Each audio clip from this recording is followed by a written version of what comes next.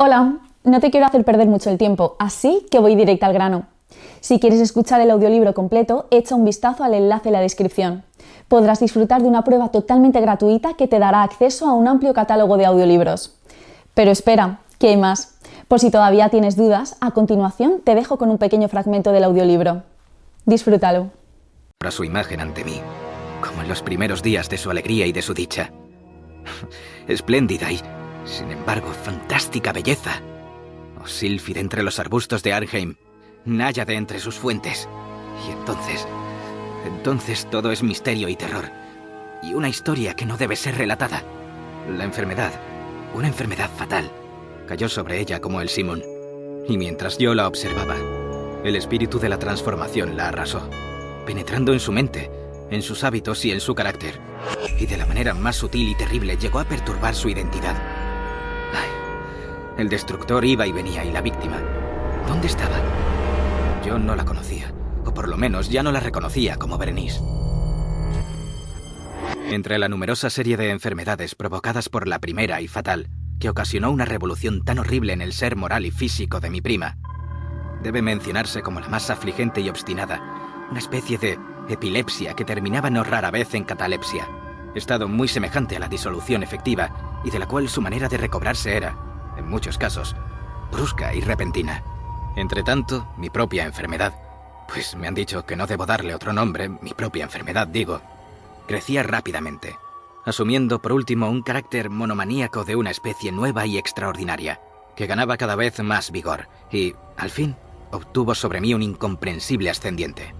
Esta monomanía, si así debo llamarla, consistía en una irritabilidad morbosa de esas propiedades de la mente que la ciencia psicológica designa con la palabra atención.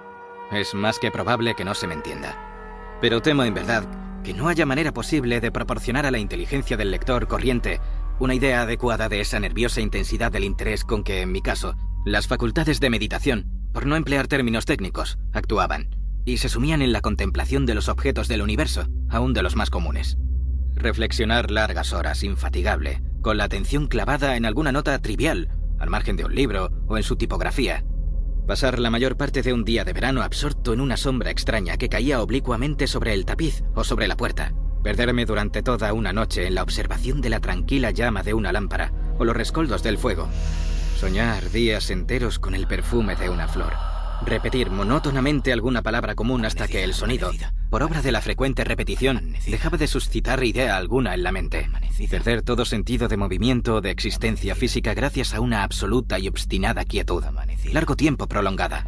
Tales eran algunas de las extravagancias más comunes y menos perniciosas provocadas por un estado de las facultades mentales, no único, por cierto, pero sí capaz de desafiar todo análisis o explicación. Mas no se me entienda mal. La excesiva, intensa y mórbida atención así excitada por objetos triviales en sí mismos no debe confundirse con la tendencia a la meditación, común a todos los hombres, y que se da especialmente en las personas de imaginación ardiente. Tampoco era, como pudo suponerse al principio, un estado agudo o una exageración de esa tendencia, sino primaria y esencialmente distinta, diferente. En un caso, el soñador o el fanático, interesado en un objeto habitualmente no trivial, lo pierde de vista poco a poco en una multitud de deducciones y sugerencias que de él proceden. Hasta que, al final de un ensueño colmado a menudo de voluptuosidad, el incitamiento, o primera causa de sus meditaciones, desaparece en un completo olvido. En mi caso, el objeto primario era invariablemente trivial, aunque asumiera a través del intermedio de mi visión perturbada una importancia refleja y real. Pocas deducciones, si es que aparecía alguna, surgían, y esas pocas retornaban tercamente al objeto original como a su centro.